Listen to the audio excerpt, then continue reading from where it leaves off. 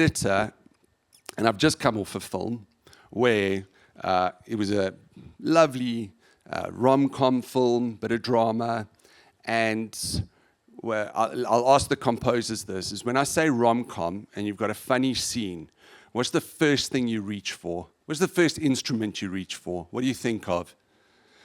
Pizzicato strings. And it drives me crazy. Okay? Because it's the first thing you go for, right? It's like you got this rom-com scene and dun, dun, dun, dun, dun, dun. There's the pizzicato strings, and then you throw in a bit of clarinet.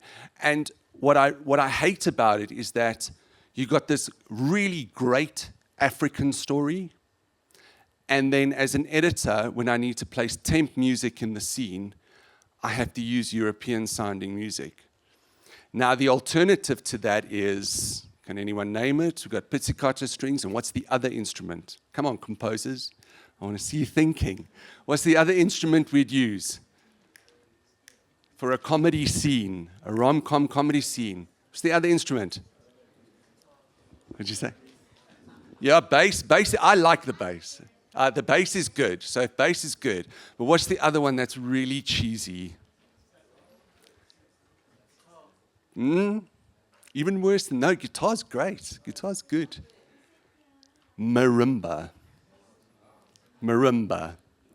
So you got pizzicato strings and marimba, which really is such a used sound. Okay? And so my challenge to you as composers, and I'm still trying to figure this out as well, but my challenge to you as composers is come up with a local comedy sound, an African, South African comedy sound.